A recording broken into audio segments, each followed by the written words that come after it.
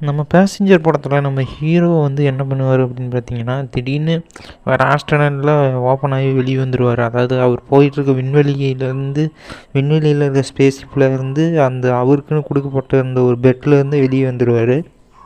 அவருக்கு ரொம்ப போர் அடிக்கும்.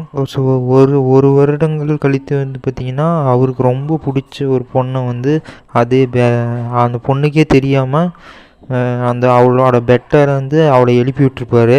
அதை நான் பண்ணல, ஆக்சிடென்டில் தான் நீங்கள் வந்தீங்க அப்படின்னு சொல்லியிருப்பார். அவர் சாப்பிட்ற சாப்பாடு, அவர் இருக்கிற இதெல்லாம் பார்த்து அந்த ஹீரோயினுக்கும் இவர் மேலே வந்து ஒரு கரிசனம் வந்துடும். அதுவே அப்படியே போக போக காதலாக மாறிடும். அதுக்கப்புறம் பார்த்திங்கன்னா, நம்ம ஹீரோ வந்து வேணும்னே அவங்க பெட்லேருந்து எழுப்பி விட்டதை வந்து ஒரு ரோபோட் மூலிமா தெரிஞ்சுக்கிட்ட ஒரு ஹீரோயின் வந்து ஹீரோ மேலே வந்து ரொம்ப கோவப்படுவாங்க.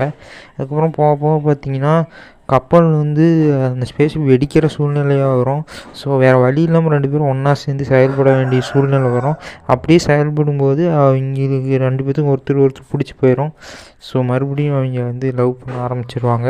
கிளைமேக்ஸில் கப்பல் போகிற இடம் நெருங்கி எல்லாம் வெளியே வந்து மற்ற பேசஞ்சர்ஸ் வெளியே வரும்போது அவங்களுக்கு வயசாக இருந்திருக்கும். ஸோ அவங்க இறந்து போயிருப்பாங்கன்னு நினைக்கிறேன்.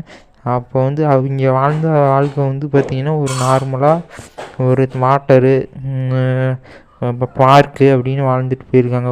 மரம்லாம் நட்டு வச்சுட்டு போயிருப்பாங்க. ஸோ அதான் சொல்ல வரேன். பாய். அந்த பேசஞ்சர் படம் வந்து நல்லாயிருக்கும். பாய்.